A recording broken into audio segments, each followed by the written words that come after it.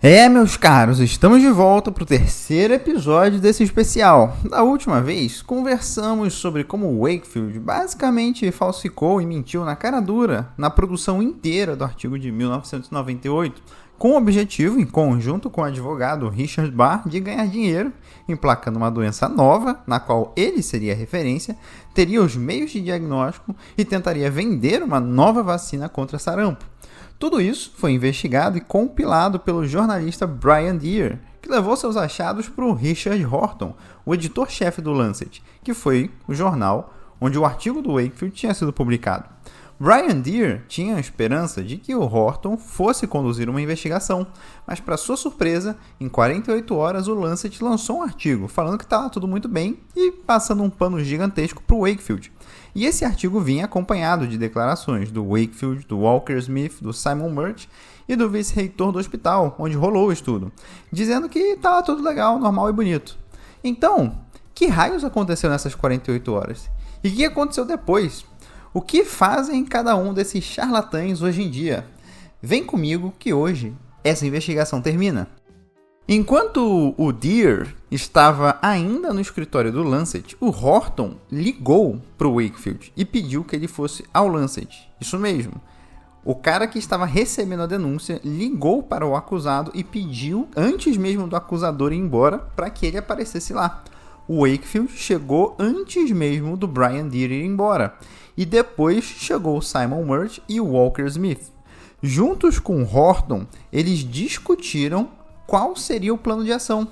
Horton perguntou sobre as acusações feitas pelo Brian Deer e eles negaram tudo. Conversaram e combinaram de fazer as declarações conjuntas que iriam aparecer no Lancet dali a 2 dias. Cada um teria uma das acusações para desmentir.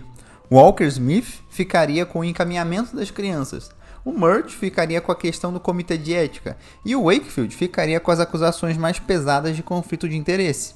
Essas informações o Deer conseguiu através de acesso aos e-mails que eles trocaram e que Horton estava em cópia nos e-mails. Quem dividiu as tarefas assim foi o Walker Smith. O Horton estava envolvido no negócio, mas o Brian Deer não parou no Horton e ele foi até um parlamentar de Oxford, que era médico, chamado Evan Harris, que estava interessado em acabar com esse escândalo da vacina do sarampo, cachumba e rubéola. O Harris era membro do Comitê de Ética da Associação Médica Britânica e, quando soube das acusações através do Deer, entrou em contato com o Horton e solicitou que o Horton lhe enviasse as cópias dos documentos que o Deer deixou no Lancet para fazer as investigações. Mas sabe onde que o Horton estava nesse momento? No Royal Free Hospital, junto com Walker Smith, o Murch e o Hodgson, o vice-reitor. Junto com o vice-reitor, o Hodgson, eles avaliaram as acusações e decidiram ir ao Departamento de Gastroenterologia Pediátrica e investigar os prontuários das crianças do estudo de 1998. O Walker Smith, especificamente, foi investigar as biópsias das crianças. Ou seja, meus caros, os acusados estavam se investigando. E a conclusão, você já sabe, concluíram que não fizeram nada de errado. Todo mundo envolvido, Horton, Walker Smith, o vice-reitor, Murch e, é claro, o Wakefield. Depois que Horton voltou para o escritório e viu o e-mail do Harris, ele encaminhou a mensagem para o vice-reitor dizendo: esse e-mail mostra um aparente conluio entre Harris e o Deer. Não preciso nem dizer que eu não vou entregar os documentos solicitados. Mas ainda bem que essa história não ficou por isso, ela não acaba aqui, porque o artigo do Lancet de 1998 foi retraído em 2010, ou seja, 12 anos depois. Essa palhaçada toda que eu acabei de contar para vocês ocorreu em 2004, ou seja, ainda iam uns bons 6 anos até a retratação final. Mas de onde ela surgiu então? Já que o Horton passou um pano gigante para tudo isso, como que isso aconteceu em 2010? Bem, acontece que em 2007, devido a essas acusações e à investigação contínua do Brian Deer, formou-se um Conselho Médico Geral que de 2007 até 2010 julgou todo o processo. Foram mais de 217 dias de auditorias, audiências públicas, questionamentos e investigações. Muito do que eu contei nesse último episódio tem como fontes não somente as investigações do Deer, mas também os relatos feitos nas audiências do conselho. Muitos dos médicos ali entregaram tudo. Murch, o Horton, o vice-reitor, colocaram todos a boca no trombone. No fim do processo de 2010, houve o veredito final. Para Simon Murch, consideraram que ele teve um insight de todo o processo e que ele entendeu a cagada que fez, logo não teve nenhuma punição. Walker Smith e Wakefield, por outro lado, tiveram suas licenças médicas cassadas. Walker Smith recorreu e conseguiu reaver sua licença para exercer medicina e continuou sendo um médico influente. Wakefield, no entanto, deixou mesmo de ser médico. Porém, sua história não acaba aí. Muitos anti-vacina consideram Wakefield um herói e ele diz que foi vítima de uma conspiração. Wakefield não caiu na desgraça. Na verdade, ele vai muito bem. Em 2016, ele dirigiu um filme anti-vacina. Em 2019, ele participou de outro filme anti-vacina. Em 2020, ele dirigiu outro filme anti-vacina. E em 2017, foi lançado um filme sobre ele. O que me incomoda bastante é que nada aconteceu com o vice-reitor que ajudou na investigação, entre aspas, que os próprios acusados fizeram. E pior, nada aconteceu com Horton. O Horton estava metido nisso tudo. Ele poderia ter tirado o artigo do ar desde o início, lá em 2004, mas ele foi conivente. E mais, ele segue sendo editor-chefe do Lancet. Isso mesmo, esse cara que se meteu na parada, que viu tudo isso de perto, segue no seu cargo. Vai saber o quanto mais de coisa ele não está metido. Ele trabalha, inclusive, na Organização Mundial de Saúde. Ele disse que não se arrependeu de publicar o artigo do Wakefield em 1998. Segundo ele, é importante preservar a liberdade de expressão, seja lá o que isso quer dizer para ele, e que são as ideias livres que geram avanços na medicina.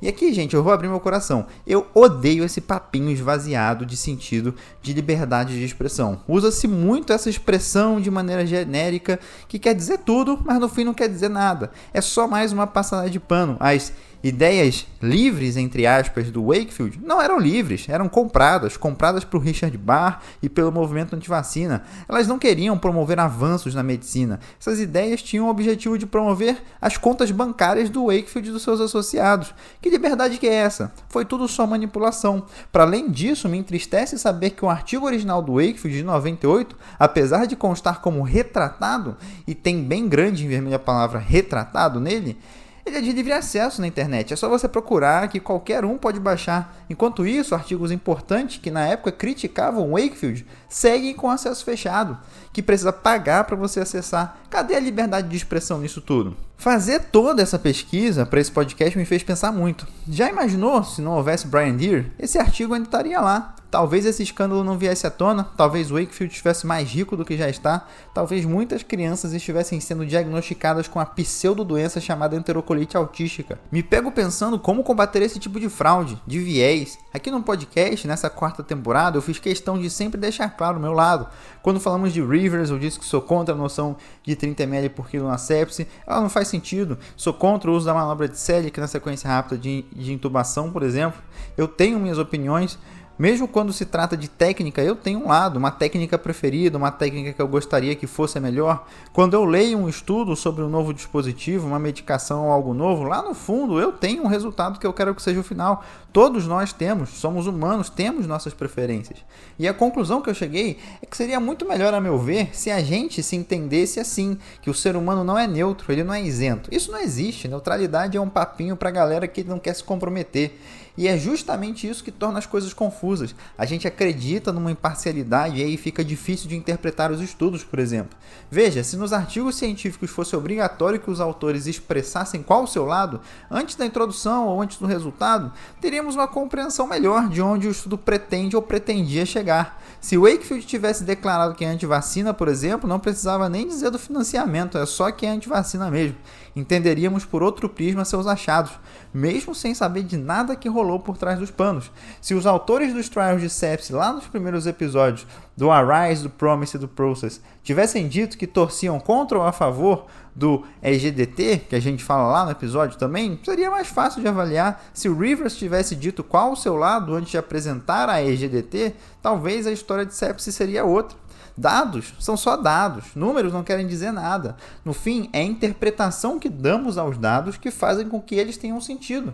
Quando um estudo é apresentado, é a interpretação do autor, que é um ser humano enviesado, que nos é passada. E outras pessoas podem ter interpretações distintas quando olham os dados sem as conclusões dos autores. Foi o que o Wakefield fez.